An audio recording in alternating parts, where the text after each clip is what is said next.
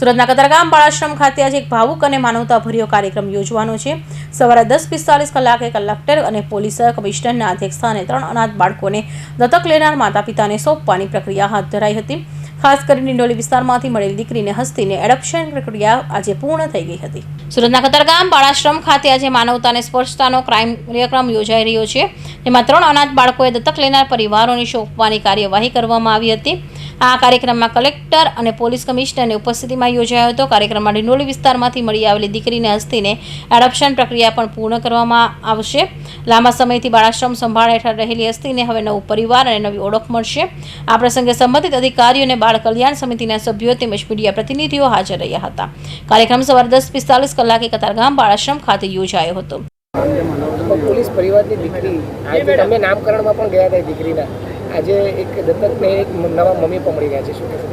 हाँ जी, हस्ती तो हमारे पुलिस परिवार की बेटी हो गई है और उसके हम नामकरण में और उसकी छठ हमने बहुत अच्छे से सेलिब्रेट किया था। तो जैसे वो पुलिस की बेटी हो गई है और आज हस्ती के साथ 2 बेटियां और उनको तीनों बच्चों को एक नया घर मिल रहा है और उनके घर में लक्ष्मी जा रही है। तो और बेटियां तो घर की खुशियां होती हैं और समाज की शक्ति होती है, भविष्य की आशा होती है। और आज आपके माध्यम से मैं ये ज़रूर कहना चाहती हूँ कि एडॉप्टेशन को अब दया ना समझे, कोई भी उसको दया ना समझे, क्योंकि हर बच्चे को जो जन्म लेता है ना, उसको एक परिवार, एक खुशी, एक उसका वो हक होता है, तो वो उसको मिलना ही चाहिए। और एडॉप्टेशन तो प्रेम का एक बहुत ही सुंदर रूप है, प्यार का एक बहुत ही सुंदर रूप है। और यही बाकी तो हमारे ऑफिसर लोग ने बता ही दिया है कि आप बच्चों को इस तरह ना डालें, कहीं नदियों के किनारे पड़े होते हैं, कहीं पेड़ों के नीचे पड़े होते हैं, ऐसा ना करें। शिशु गृह में बच्चों को लाएं और इन तीनों बच्चियों के भविष्य की कामना करती हूँ कि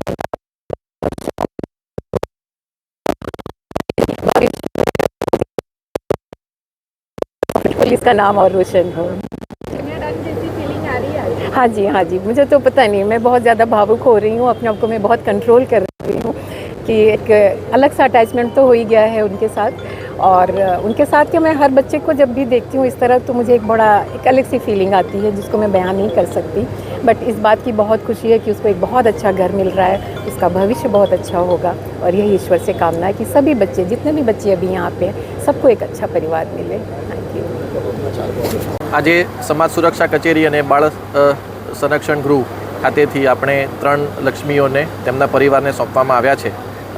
માનનીય સીપી સાહેબે કીધું એમ જે હસ્તી છે તે પોલીસ પરિવારને મળી હતી અને ત્યાર પછી અહીંયા આપણે શિશુગૃહમાં તેનો ઉછેર કરવામાં આવ્યો હતો। તે જ રીતે અન્ય 2 દીકરીઓ છે એને પણ આપણે અલગ અલગ જગ્યાએથી મળી આવેલી અને આપણે શિશુગૃહમાં એનો ઉછેર કર્યો છે। સરકાર, ભારત સરકારની આપણી એક સ્કીમ છે CARA, એટલે આપણે જે કારા એને શોર્ટમાં કહીએ છીએ।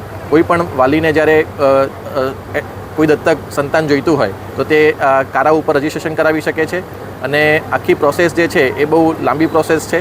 અમે દરેકે દરેક જે બાળક છે એનું રજિસ્ટ્રેશન આ સોફ્ટવેર ઉપર કરેલું હોય છે।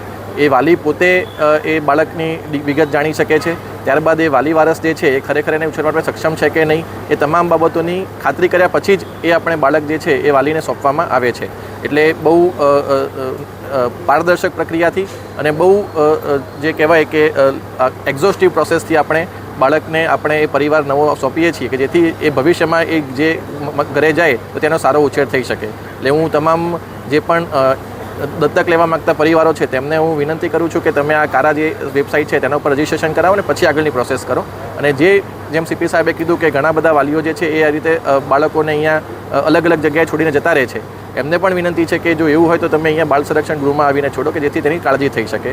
ફરીથી હું જે 3 દીકરીઓ છે એના પરિવારને ખૂબ શુભેચ્છા પાઠવું છું અને અમારી જે સમગ્ર ટીમ જેણે આ કામગીરી કરી છે, CWC પછી સમાજ સુરક્ષાની ઓફિસ, એના તમામ જે કર્મચારીઓ અને અધિકારીઓ છે અને ખાસ કરીને પોલીસ તંત્ર, તેમનો પણ સહયોગ વહીવટી તંત્રને સતત મળતો રહ્યો છે, તો તેમનો પણ ખૂબ ખૂબ આભાર માનું છું। જય હિન્દ। ચાલો મેડમ।